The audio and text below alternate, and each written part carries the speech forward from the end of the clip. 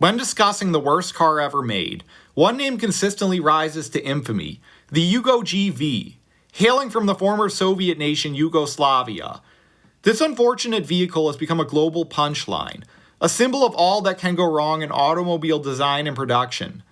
While other cars might have been unreliable, ugly, or impractical, the Yugo managed to combine all three, earning it a reputation as the worst car ever made. Hi, this is Colin from the History Pilgrim. I hope you've been enjoying my videos. I appreciate all the subscribers. I have an interesting historical video. I hope you enjoy. The Yugo GV, short for Great Value, was marketed as an affordable car for the masses, with a shockingly low price tag of just $3,900. It was at the time the cheapest car you could possibly buy in the US. For cash-strapped buyers, this seemed like a steal. A new car available for less than most used ones. However, this bargain bin price came at an even greater cost, its reliability and performance. The Yugo's issues began with its design. Based on the outdated Fiat 127, the car was woefully underpowered, with a 55 horsepower engine, which struggled to propel it past 60 miles per hour. This made getting onto the highway not only frustrating, but dangerous. The build quality was atrocious, with flimsy materials and a lack of attention to detail. Owners frequently reported parts falling off, including mirrors and door handles. The Yugo's electrical system was horrendously unreliable, and the car often refused to start up in cold weather, an ironic flaw for an automobile produced in the USSR, which was prone to freezing weather. Safety or lack thereof was another critical issue. The Yugo performed horribly in crash tests, offering virtually no protection for riders.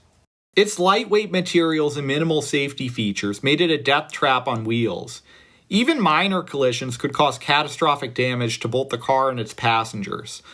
One of the biggest mistakes for the Yugo was its abysmal gas mileage. Despite its small size and a 1.1-liter engine, the car did not offer the fuel efficiency that many compact cars of the era provided. While other automobiles in the same class could achieve around 30 miles per gallon, the Yugo barely managed 25. This was problematic in the late 1980s when gas prices were rapidly rising. In addition to its horrible fuel economy, the Yugo was incredibly uncomfortable to drive. The car's compact size made for a cramped interior with limited legroom and headspace. The seats were often described as thin and lacking support, which made even short trips incredibly uncomfortable.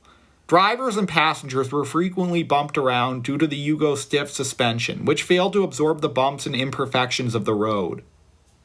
One of the most infamous Yugo horror stories involves a driver crossing the Mackinac Bridge in Michigan in high winds. A gust ended up blowing an incredibly lightweight Yugo automobile off the bridge and into the water below. The incident ended up making the Yugo a sign of extremely poor safety. After all, it was a car and not a styrofoam cup that got blown away by high winds. Another dreadful story involved a Yugo owner in a Chicago suburb, whose entire muffler fell off while he was sitting in the driveway one morning with the engine running. Another driver reported opening the car door to scrape ice off the windshield, only for the door to fall off completely. For all of its faults, the Yugo did have one silver lining. Its mechanical simplicity was a blessing in disguise. The Yugo was a car, which could be repaired with very basic tools and no experience whatsoever. For the background mechanic on learning how to fix cars, the Yugo was an unbeatable entry-level automobile. Owners reported learning the fundamentals of automotive repair by necessity. In this regard, the Yugo offered a kind of automotive educational experience. The car's public perception was further tarnished by its abysmal reliability. Owners frequently reported breakdowns, often within days of purchase. Repairs were incredibly difficult and expensive due to no access to appropriate replacement parts. As a result, car mechanics began to put signs out that they refused to fix Yugos. Stories of frustrated owners just leaving their Yugos on the side of the road became common. Despite its countless flaws, the Yugo initially sold very well in the US due to their rock-bottom prices. However, it didn't take long for its terrible reputation to catch up. By the early 1990s, the Yugo had become a laughingstock. Production ceased completely in 1992. One major lesson derived from the Yugo's poor performance was the critical importance of quality control and engineering standards. The car suffered from a host of problems, including frequent engine failures, unreliable electrical systems, and substandard materials that wore out quickly. Automotive manufacturers observed the public backlash and recognized that selling a car with such negative defects would irreparably damage both the brand's reputation and consumer trust. In response, the industry began placing greater emphasis on rigorous testing and certification to ensure that new models met minimum reliability threshold before reaching the market. The Yugo was a case study in the significance of after-sales service and support networks. A car prone to repeated failures requires a robust system of repairs, warranties, and parts availability, which the Yugo lacked in the United States. Industry stakeholders recognize that providing adequate infrastructure for maintenance is essential for sustaining customer satisfaction and long-term market viability.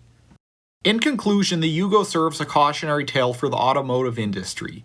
It is a reminder that affordability alone cannot overcome quality, safety, and reliability. While many other terrible cars have rolled off assembly lines over the years, none have the legendary status, which has lived on for decades, that the Yugo has. I hope you enjoyed this video. Be sure to subscribe and share with a friend. Sincerely, the History Pilgrim.